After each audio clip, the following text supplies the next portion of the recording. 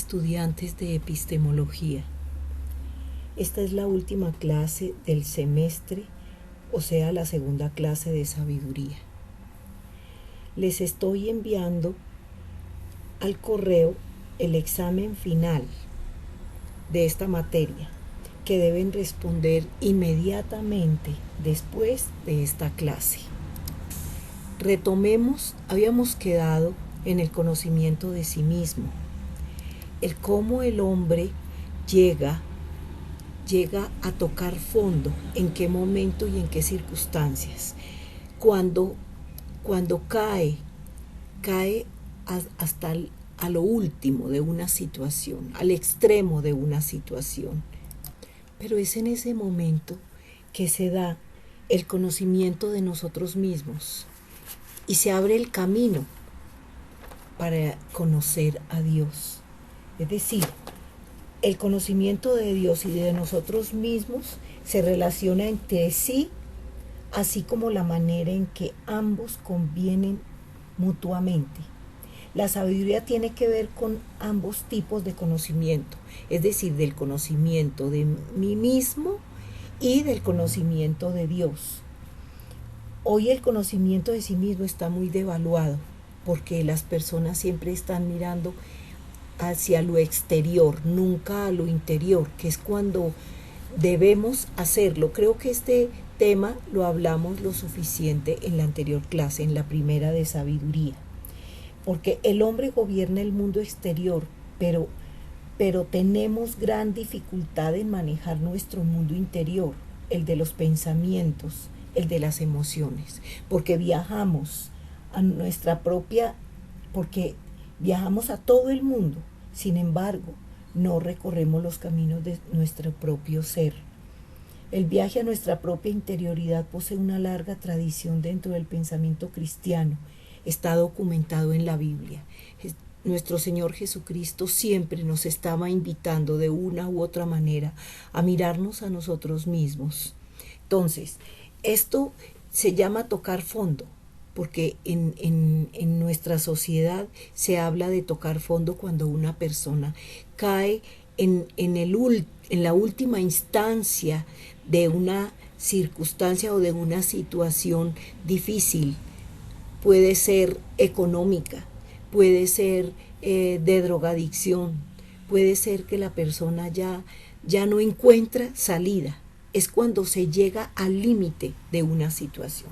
Entonces, dentro de esta situación o tocar fondo es cuando se está más cerca del milagro de salvación, porque se acaba como esa oportunidad de hacer las cosas como deberíamos hacerlas, pero en ese momento no sabemos, no encontramos la salida. Entonces se dice, en ese momento es que estamos más cerca del milagro de salvación, de alcanzar un conocimiento de Dios, o sea, la sabiduría.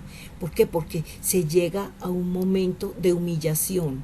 Es cuando realmente el hombre se humilla ante Dios.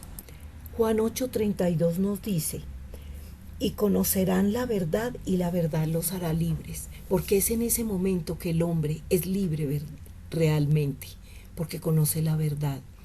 El sufrimiento de su Hijo en la cruz del Calvario, la máxima revelación de Dios al ser humano.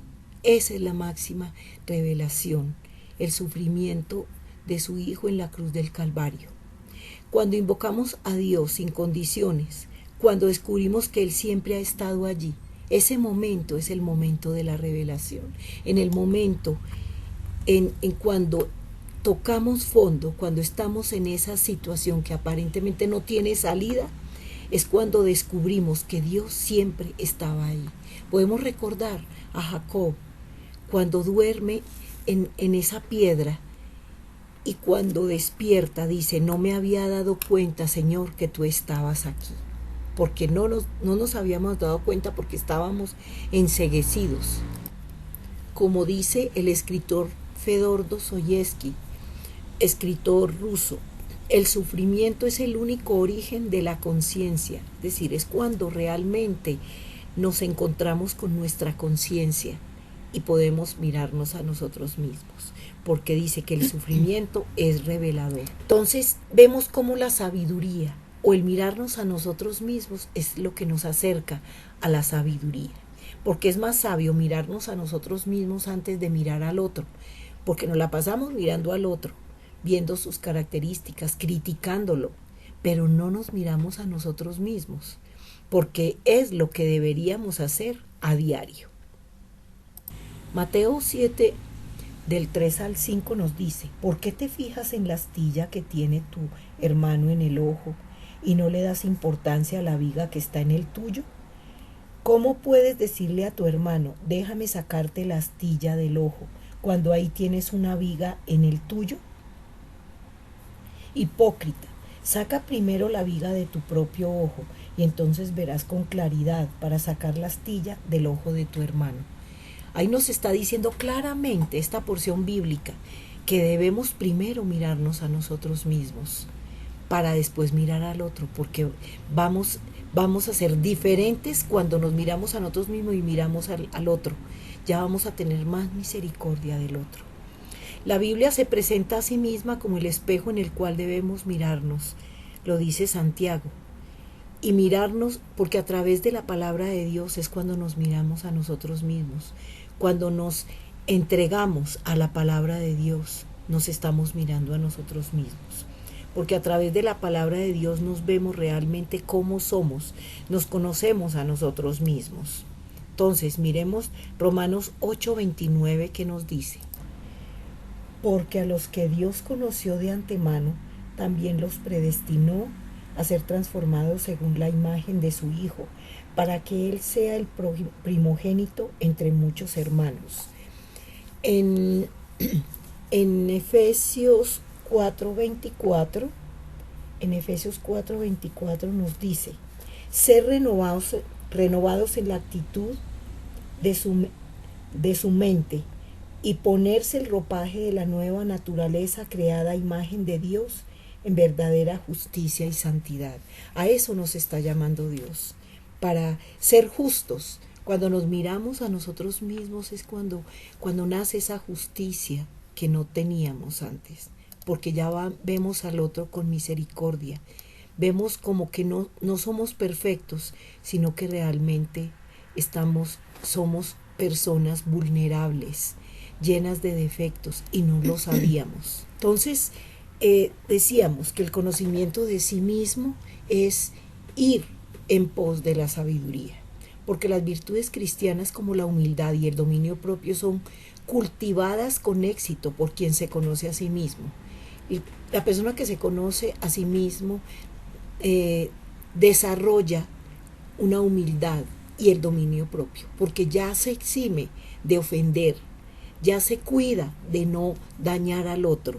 Veamos qué nos dice Gálatas 5:23 al respecto. Humildad y dominio propio, no hay ley que condene estas cosas. Y segunda de Timoteo 1:7 nos dice: pues Dios no nos ha dado un espíritu de timidez, sino de poder, de amor y dominio propio. Dios nos ha dado el dominio propio. ¿Será que sí lo estamos usando?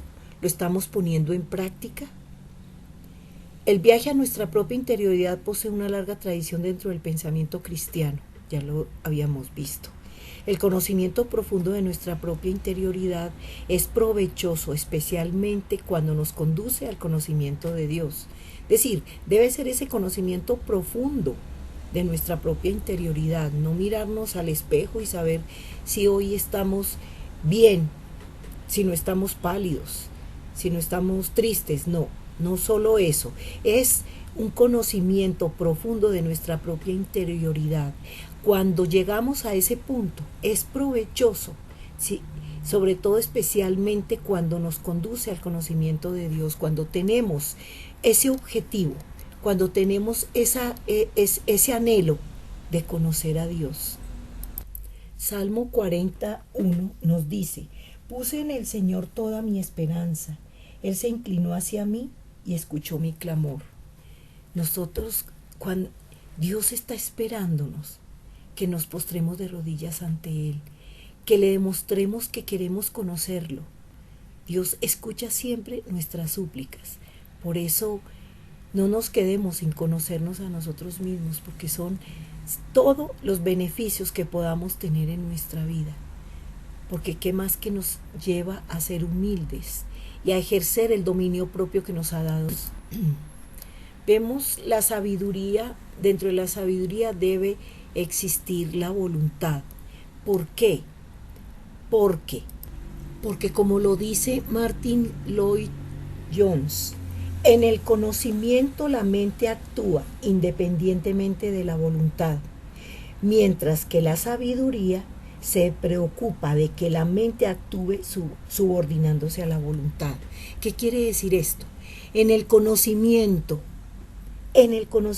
la mente actúa independientemente de la voluntad, porque sabemos que el conocimiento es razón, ¿no es cierto? Mientras la sabiduría se preocupa de que la mente se subordine a la voluntad. O sea, que no hay conocimiento que sea dependiente de la voluntad, porque el conocimiento encierra la razón.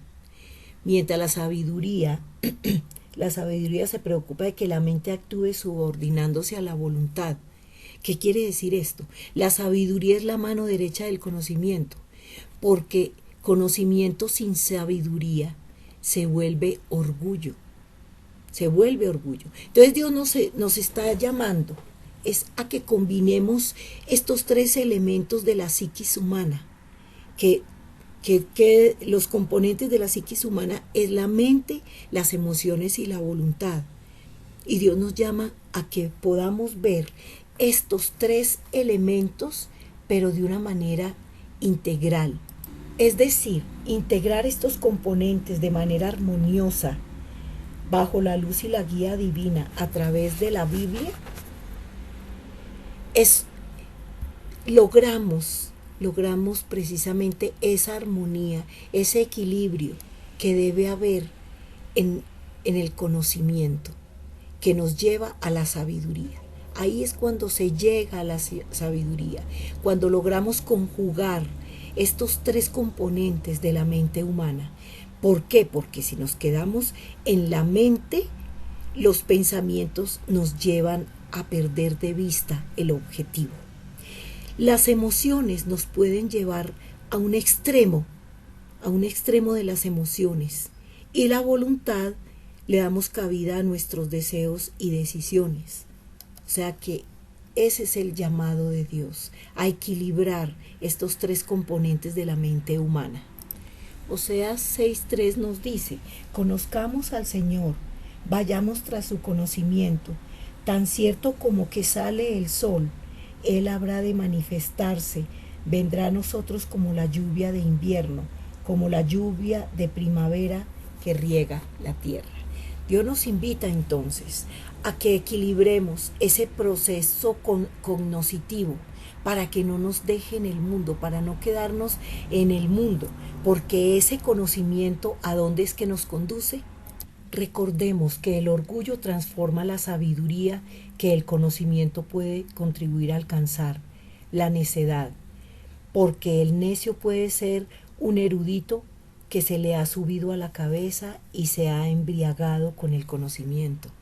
No podemos perder de vista esta situación que causa el orgullo cuando nos dejamos llevar hasta el extremo de uno de estos componentes. O sea, que es equilibrarlos, saberlos usar de una manera equilibrada, de una manera integral. Vemos entonces la fe como inteligencia o razón. ¿Qué pasa con la fe cuando es basada en la inteligencia o la razón? Se convierte en un intelectualismo que solo no es sabiduría, sino fría filosofía y vano conocimiento, lo que decía, orgullo, intelectualismo, porque el intelectualismo nos lleva a creer que nos la sabemos todas, que sabemos más que el otro. Entonces, el intelectualismo no nos lleva a la sabiduría. sino que nos lleva a una fría filosofía y vano conocimiento. Mientras la emoción es corazón, ¿no es cierto? Entonces, es entusiasmo desbordado y disperso, sin puntos de referencia claros. Nos damos cuenta cómo llegando a los extremos no logramos el objetivo del conocimiento de Dios. No podemos aspirar a la revelación porque nos hemos quedado en el camino, nos hemos quedado estancados en el camino porque le damos más importancia a la razón o a la emoción, porque cualquiera de las dos nos lleva o nos desvía del camino que nos lleva a la sabiduría. Veamos en Proverbios 12 del 9 al 14. Más vale un don nadie con criado que un don alguien sin pan. El justo atiende a las necesidades de su bestia, pero el malvado es de mala entraña. El que labra su tierra tendrá abundante comida, pero el que sueña despierto es un imprudente. Los malos deseos son la trampa de los malvados, pero la raíz de los justos prospera. En el pecado de sus labios se enreda el malvado, pero el justo sale del aprieto. Cada uno se sacia del fruto de sus labios y de la obra de sus manos recibe su recompensa. Es decir, de nuestro comportamiento depende lo que recibamos o lo que dejemos de recibir. Porque el conocimiento de Dios implica necesariamente la adoración. ¿Conocemos realmente a Dios para llegar a ese punto, a la adoración? Ir tras su conocimiento es estar en el camino de la sabiduría. Es decir, no podemos decir que estoy conociendo a Dios si mi objetivo principal no es buscar la sabiduría. Y ya sabemos qué es la sabiduría y qué nos conduce a la sabiduría y qué no nos deja llegar a la sabiduría, porque lo hemos visto en las anteriores diapositivas, en la anterior clase. Porque la disyuntiva no es pues adorar o no adorar, sino a qué o quién vamos a adorar. Recordemos lo que nos dice Éxodo 20 del 4 al 5. No te hagas ningún ídolo, ni nada que guarde semejanza con lo que hay arriba en el cielo, ni con lo que hay abajo en la tierra, ni con lo que hay en las aguas debajo de la tierra. No te inclines delante de ellos, ni los adores. Yo, el Señor tu Dios, soy un Dios celoso. Cuando los padres son malvados y me odian, yo castigo a sus hijos hasta la tercera y cuarta generación. Nos está hablando de la idolatría. Entonces vemos que la idolatría constituye un extravío de la verdadera adoración. Un ídolo no es absolutamente nada. Dios es uno solo y lo es todo. Eso ahí entra a jugar un papel muy importante el sentido común. ¿Cuál ha sido nuestra experiencia con Dios?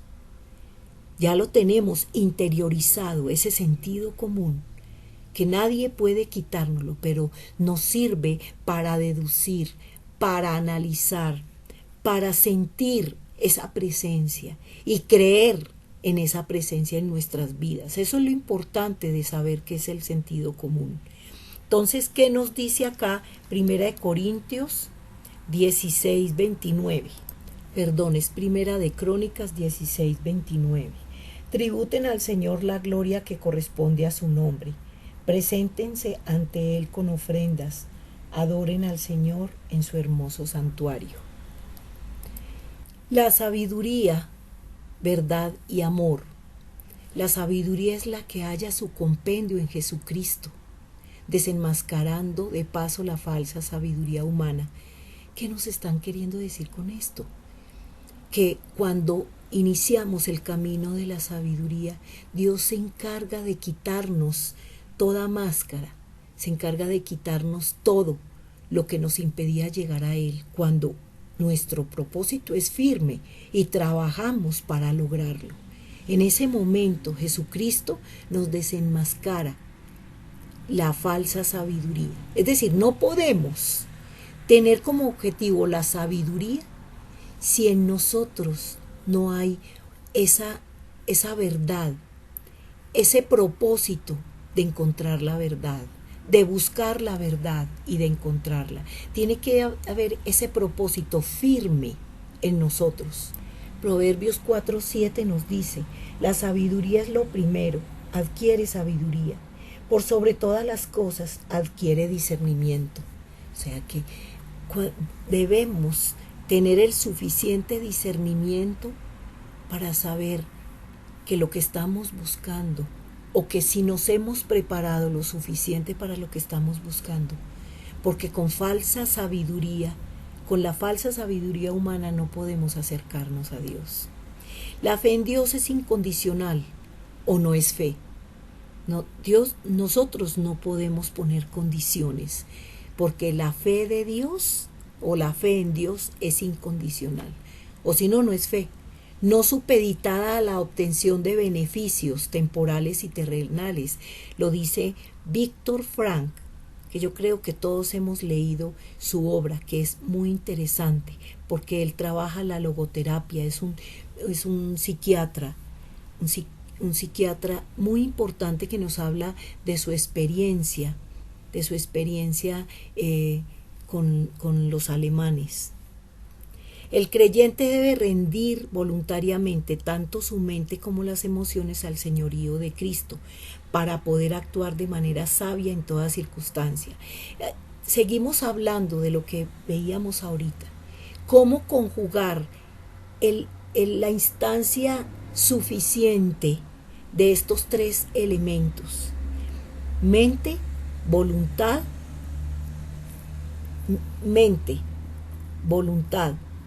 estos elementos que conforman la psiquis humana. Aquí nos está diciendo cómo rendir, cómo el creyente debe rendir voluntariamente tanto su mente como las emociones al señorío de Cristo, para poder actuar de manera sabia en toda circunstancia, es decir, la importancia de la mente, las emociones y la voluntad en este proceso, pero bien administradas. Veamos qué nos dice Romanos 12 del 1 al 2. Por lo tanto, hermanos, tomando en cuenta la misericordia de Dios, le ruego que cada uno de ustedes en adoración espiritual ofrezca su cuerpo como sacrificio vivo, santo y agradable a Dios. No se amolden al mundo actual, sino sean transformados mediante la renovación de su mente. Así podrán comprobar cuál es la voluntad de Dios, buena, agradable y perfecta. Entonces, tenemos que reconocer que estamos en el mundo, pero que no le pertenecemos al mundo. Todo esto, como decíamos anteriormente, no es esperando los beneficios de Dios que llegamos y buscamos la sabiduría, porque los místicos medievales sí iban con ese propósito. Hicieron de la búsqueda del sumum bonum la razón de sus vidas. El sumum bonum, el sumo bien o el bien supremo. Es una visión beatífica, que es ver a Dios de una manera directa e inmediata. Es como una exigencia de querer ver a Dios, pero sin prepararme, sin hacer lo que me corresponde. La visión de Dios se convierte en la fuente final de la felicidad absoluta e incomparable del ser humano. Eso lo sabemos, pero ¿bajo qué condiciones? Porque nosotros sí tenemos condiciones para iniciar ese camino que nos lleva a Dios. Recordemos la palabra de Dios cuando nos dice que para llegar a Jesucristo la puerta es estrecha, el camino es estrecho, pero para buscar el mundo hay una puerta amplia que cualquiera puede tener acceso a él. Primera de Corintios 12:13 nos dice: ahora veamos de manera indirecta y velada como en un espejo, pero entonces veremos cara a cara. Ahora conozco de manera imperfecta, pero entonces conoceré tal y como soy conocido. Es buscar, es prepararnos para esa revelación, porque no estamos en el camino de la sabiduría si no estamos preparados. La verdad se funda en el amor, lo dice Primera de Corintios 13. La verdad se funda en el amor. Donde no hay amor, no hay verdad. Para conocer a alguien es preciso amarle. lo dice Feuerbach, nos está confirmando lo que estamos diciendo. Sin amor, si no hay amor, no hay verdad. ¿Y qué es la verdad? La verdad es Jesucristo de Nazaret. Para conocer a alguien es preciso amarle. Es decir, primero tenemos que tomar la decisión de amar a Dios. Es una decisión del ser humano, amar a Dios. Primera de Juan 4:16 nos dice, y nosotros hemos llegado a saber y creer que Dios nos ama, sabiendo que Él nos amó primero, porque Dios nos amó primero, nos insistió, nos buscó, nos alcanzó. ¿Cómo no lo vamos a amar después de saber eso? Las doctrinas de la gracia dicen que nunca el ser humano por su propia voluntad, por su propia iniciativa, buscará a Dios. Entonces, ¿qué nos pone a pensar esto? Que siempre Dios insistió con nosotros, que tanto nos amó, que tanto nos ama, que nos buscó, dejó las 99 para ir por cada uno de nosotros. Esto nos conmueve y nos lleva a amarlo cada día más. Vemos entonces cómo la voluntad es necesaria dentro de la sabiduría, porque ser sabio es actuar como Dios quiere que lo hagamos, no bajo nuestras propias reglas, no bajo nuestras propias condiciones. Es integrar los tres componentes, como lo decíamos, mente, emociones y voluntad de manera armoniosa bajo la luz y guía divinas a través de la Biblia. Esto ya es la conclusión de lo que hemos visto, porque aquí lo dice todo, porque eso es ser sabio, actuar como Dios quiere que lo hagamos, y ya lo hemos visto. El drama de la humanidad podría resumirse en la tensión, disociación y enfrentamiento que se dan entre las convicciones que proceden de nuestra conciencia y las inclinaciones pecaminosas de nuestra voluntad. Son estas dos, este enfrentamiento, esta disociación entre la tensión y ese enfrentamiento que se dan entre las convicciones que proceden de nuestra conciencia, es decir, se enfrenta nuestra conciencia con las inclinaciones pecaminosas de nuestra voluntad. Por eso es tan importante lo que nos han dicho todo el tiempo, que es integrar estos tres componentes, pero buscando el equilibrio entre uno y el otro, porque si nos vamos al extremo de uno solo, caemos en algo que no nos permite lograr ser sabios y por lo tanto buscar a Dios. Vemos también cómo para alcanzar la sabiduría, caracterizada por el amor a la verdad, la Iglesia juega un papel muy importante. La Iglesia es necesaria, ya que ésta se revela en el contexto de la comunidad. ¿Qué quiere decir esto? Cuando nos congregamos y nos encontramos con nuestros hermanos en la fe, nos estamos confrontando con muchas cosas que inclusive a veces dudamos. Podemos ver en el otro lo que anhelamos ser nosotros, porque de pronto el otro está más crecido espiritualmente, como también podemos aportarle. Entonces la Iglesia nos ayuda en ese camino que debemos emprender. La Iglesia nos está transmitiendo lo que a veces dudamos, nos está respondiendo nuestras dudas, nuestros inconformismos, nos está levantando cuando estamos caídos, porque cada ser humano puede hacer un pequeño aporte al gran cuadro de la verdad. Eso es verdad, y yo creo que en nuestra experiencia lo podemos comprobar. Veamos en Proverbios 27:17. El hierro se afila con el hierro, y el hombre en el trato con el hombre.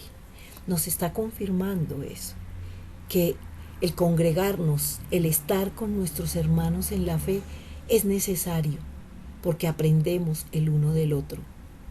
Así sea a no ser como el otro, todo eso lo podemos aprender. Lo que da origen a la filosofía es la capacidad de asombro. Nunca podemos dejar que se nos acabe esa capacidad de asombro.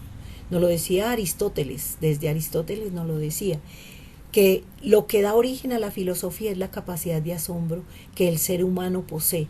La creación nunca dejará de asombrarnos y eso debemos tenerlo en cuenta porque siempre nos asombra la naturaleza, la creación de Dios, cuando pensamos que tras ella hay un ser inteligente, una mente divina.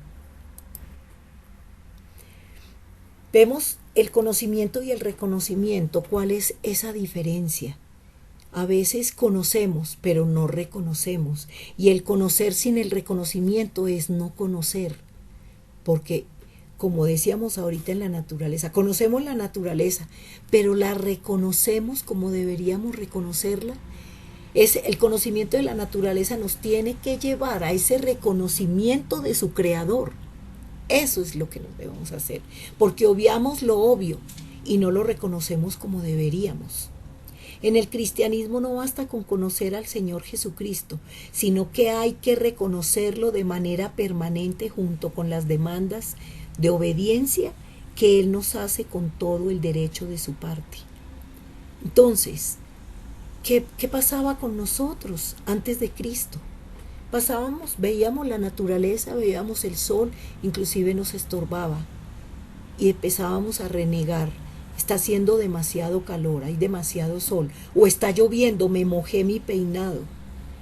Pero no hacíamos el reconocimiento que la lluvia, si Dios nos la manda, es porque la necesitamos. El sol es el que ayuda o contribuye a que nuestros huesos se vuelvan fuertes. Eso ya es un reconocimiento del conocimiento que tenemos de la naturaleza. Es ese reconocer que hay un ser superior, que es sabio, que es soberano. Lo que Él dice es eso y punto. Vemos, finalizando ya, ¿qué papel desempeña el sabio? Vemos que el sabio no dice todo lo que piensa, pero piensa todo lo que dice. Es decir, no habla por hablar, no habla por decir algo, sino que lo piensa todo lo que dice. Y lo hace de manera dosificada. Fuera de eso, lo hace de manera dosificada. No se sale de los parámetros normales de un comentario, de un conocimiento. No habla más de la cuenta, en otras palabras. Proverbios 16:21 nos dice: al sabio de corazón se le llama inteligente. Los labios convincentes promueven el saber. Entonces, cuando se es sabio de corazón, se habla de una persona inteligente, porque los labios convincentes promueven el saber. Ese es el sabio, el que nos están describiendo acá. Porque más que pronunciar afirmaciones tajantes, emite opiniones convincentes y nada más. Cuando el sabio habla, nos deja callados. No podemos ya decir porque él lo dice todo de una manera, como decía, dosificada, pero pensada. Es lo que ha pensado el sabio. El erudito lo sabe todo, el sabio solo lo esencial, lo dice Milor Fernández. Entonces, ¿qué nos dejó este tema de la sabiduría? Aunado a estas tres instancias secuenciales, pero que nos llevan, que reflexionándolas, observándolas, son ascendentes y trascendentes. ¿Por qué? Porque la una nos lleva a la otra para llegar a la sabiduría, que es Jesucristo de Nazaret. Recordemos que debemos reflexionar los temas de esta clase para iniciar ese camino a la sabiduría y poder conocer cada día más y más del Cristo resucitado. Llegamos al final de esta clase y de esta materia. Me ha placido mucho tenerlos porque he visto en ustedes ese anhelo de conocimiento, pero de ese conocimiento de Dios que nos hace sabios, que nos lleva por el camino que debemos seguir. Entonces los he visto ávidos de ese conocimiento. Y esto a pesar de que hay un grupo que no he conocido, no lo conocí, puedo ver en sus actitudes, en la responsabilidad que han tenido para presentar sus trabajos, para presentar sus evaluaciones. Dios los bendiga por todo eso, porque han iniciado el camino correcto, el camino que nos lleva a Jesucristo. Gracias por todo. Dios los bendiga. Los amo en el amor de Cristo.